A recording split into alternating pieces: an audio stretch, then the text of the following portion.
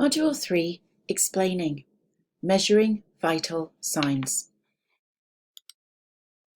In this Moodle book, we'll be talking about measuring vital signs. You'll learn some language for measuring vital signs, you will compare vital signs to normal ranges, and you'll calculate summary ranges. First of all, what are vital signs? Vital signs are signals that tell us how well the body is functioning. Is the body able to regulate its temperature? Is it breathing? Is the heart functioning well? There are 4 vital signs that are typically measured: temperature, pulse, respiration, and blood pressure. These 4 vital signs are measured to detect changes in normal body function.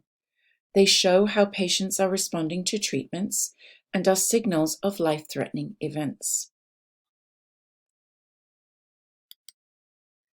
Vital signs are measured when a patient is admitted. They are measured during physical exams.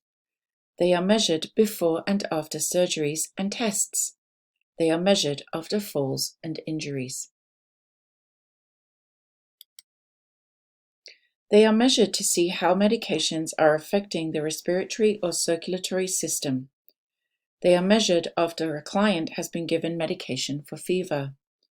And they are measured when a client complains of pain, dizziness, feeling faint, shortness of breath, rapid heart rate, or not feeling well. As a healthcare aide, you will often have to take a patient's vitals. In general, you should take vitals when a client is laying down or sitting.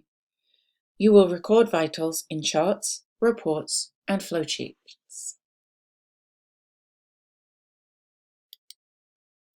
You should immediately report the following: any change from prior measurement, vital signs above the normal range, and vital signs below the normal range. In this Moodle book, you will listen and record vital signs in a flow sheet. You will state summary ranges, and you will compare vital signs to normal ranges to identify what to report. To do this, you will need to be able to subtract numbers, to compare and distinguish between commonly confused numbers. So, before we go on to measuring vital signs, do the review of subtracting and comparing on the next page.